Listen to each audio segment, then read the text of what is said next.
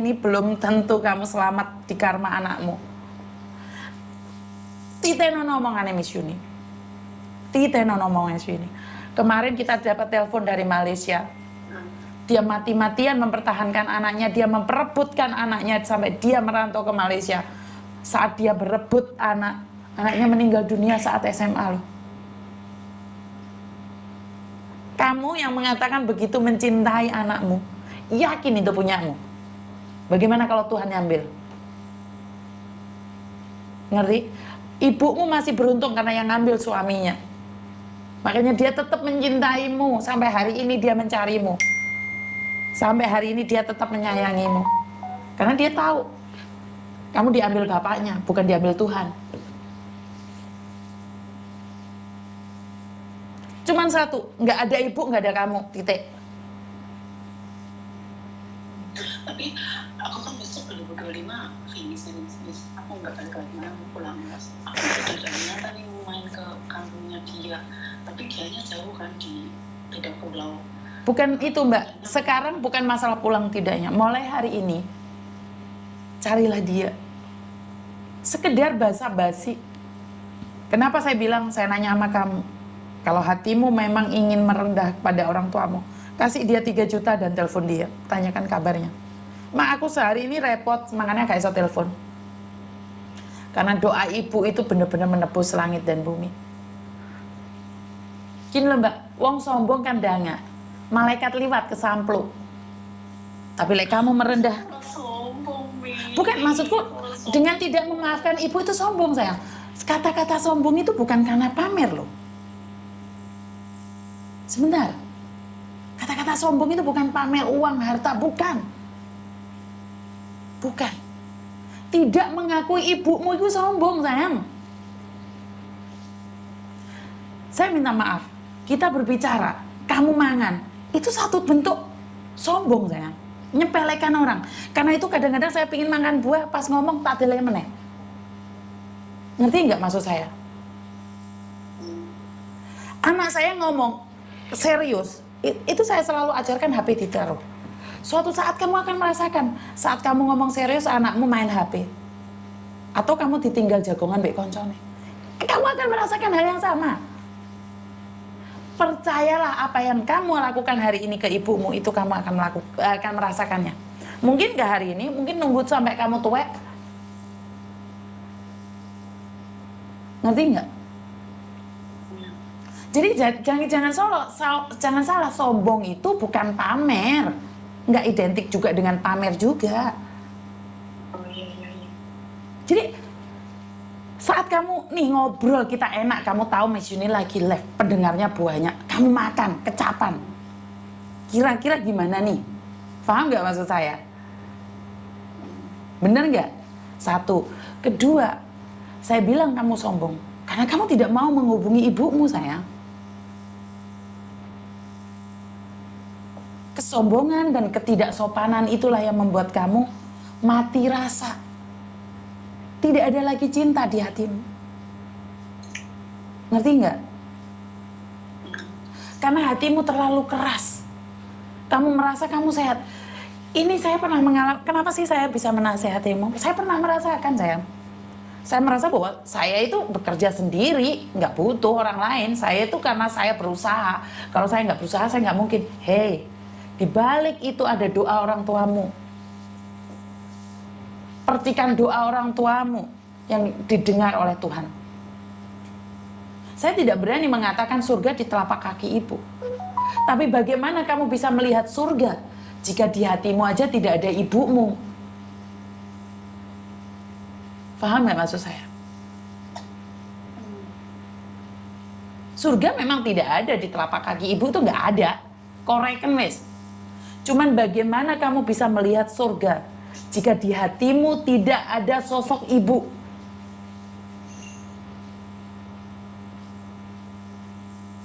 Saya tahu tidak semua ibu baik. Saya tahu. Tapi bukan berarti kita harus membalasnya dia, Don. Bener nggak? Kalau ibumu nggak baik, terus kamu membalasnya, apa bedanya kamu sama ibumu yang nggak baik? Ngerti nggak sayang? Saya tidak membenarkan ibumu loh. Karena ibumu meninggalkanmu, tidak. Tapi apakah kamu tahu alasan ibumu meninggalkanmu? Cuma itu alasannya. Nah ya udah. Suamimu baik kan? Hah? Ya alhamdulillah. Baik orang baik, aku lahir sini tahu. Oke, suamimu selingkuh nggak? Enggak. Oke. Atau gini aja, tak balik, tak doakan suamimu selingkuh biar kamu merasakan yang dirasakan ibumu.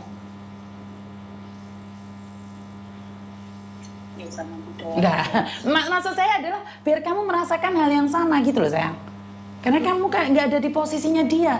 Karena itu jangan sampai kamu merasakan hal yang sama.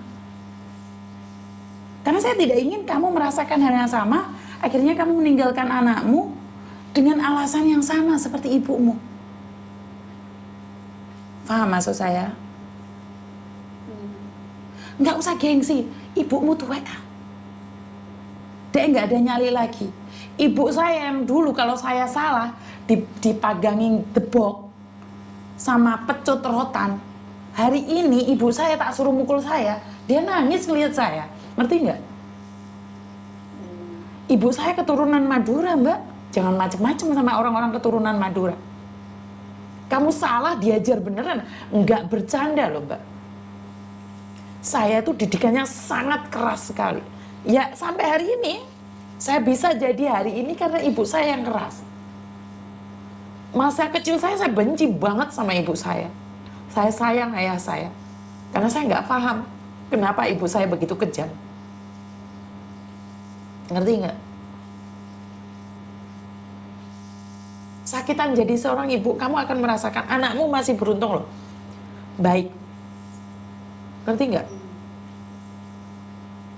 Ayo, jangan karena kekerasanmu, anakmu yang menerima sesuatu yang nggak baik. Ngerti? Telepon ibu jika masih belum punya uang sekedar basa-basi. Atau pura-pura baik. Pura-pura baik aja sama ibumu. Suatu saat kamu akan terbiasa baik. Pura-pura baik di awal aja sama ibumu. Dan suatu saat kamu akan terbiasa baik karena kan dari kepura-puraan itulah kamu akan terbiasa melakukan kebaikan itu. Paham?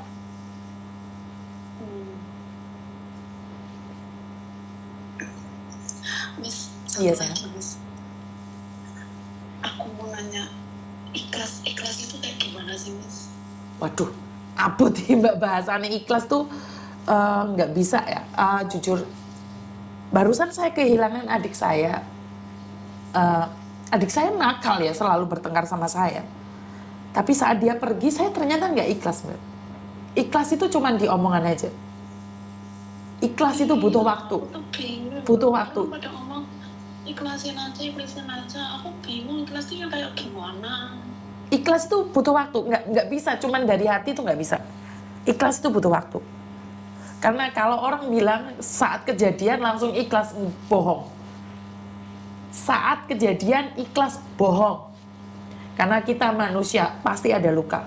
Tapi pelan-pelan dari berjalannya waktu. Tadi pura-pura baik itu awalnya. Ngerti nggak? Pura-pura baik, terbiasa baik, akhirnya ikhlas datang. Ngerti sayang? Jadi saya nggak berani nih, karena ini bahasanya tinggi. Karena saya sudah bilang, saya kehilangan adik saya sebulan yang lalu. Sampai detik ini, kalau saya ingat adik saya masih nggak ikhlas, Mbak. Tapi dari berjalannya waktu, adik saya punya jalannya sendiri, saya punya jalan saya sendiri. Karena pelan-pelan kita harus merelakan, karena itu punyanya Tuhan. Begitu juga kamu dengan ibumu, itu adalah garis dan perjalanan kamu dan ibumu. Benar nggak? Saya cuma pengen bilang, hari ini kamu telepon saya, kamu nggak tahu saat ada luka di hatimu, tiba-tiba ada sesuatu pada dirimu, kamu nggak sempat minta maaf sama ibumu. Ingat-ingat kata-kataku, dan ini saya rekam. Jangan sampai kamu menyesal, karena umur kita nggak ada yang tahu. Iya, soalnya nanti aku pulang tuh dia ngajakin ketemu aku. Tadi kan saya bilang, jangan nunggu kamu pulang. Mulai sekarang dibina hubungan yang baik antara ibu dan anak. Jangan nunggu pulang. Yakin umur ibumu nunggu kamu pulang? Kamu yakin? Kamu tahu? Enggak, maksudnya dia ngajakin aku ketemu, cuman aku kayak lagi dipikirin gini, nah ketemu nggak ya kayak gitu. Ya kembali lagi terserah sih Mbak. Kembali lagi terserah. Saya sudah bilang mulai sekarang dibina. Saya takutnya entah nyawamu atau nyawa ibumu tidak menunggu kamu. Nyawa itu nggak nunggu sayang.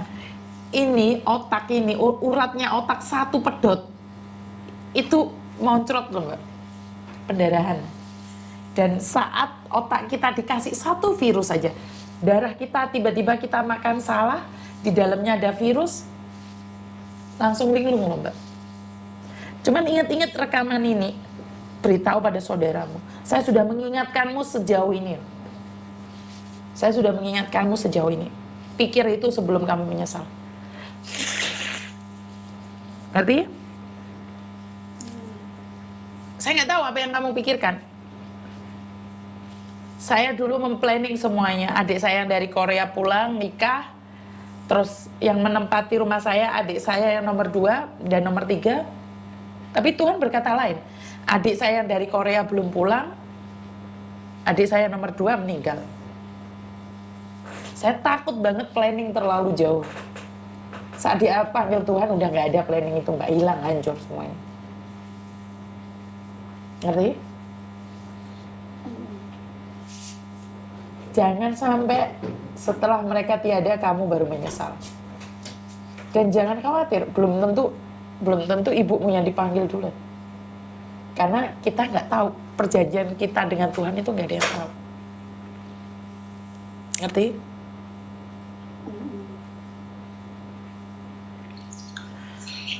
Ya wes, terima kasih. Sama-sama. Matur nuwun ya. Ya, Aduh, jadi sesek dada nih. I love you. Assalamualaikum. Waalaikumsalam. Teman-teman, saya nggak tahu ya. Berbicara tentang seorang ibu, karena saya merasakan benci banget sama ibu saya. Saya kesel tau nggak sama ibu saya. Saya marah dengan ibu saya. Karena jika kalian itu keturunan dari Madura asli, kalian akan tahu bagaimana orang Madura mendidik anak-anaknya dengan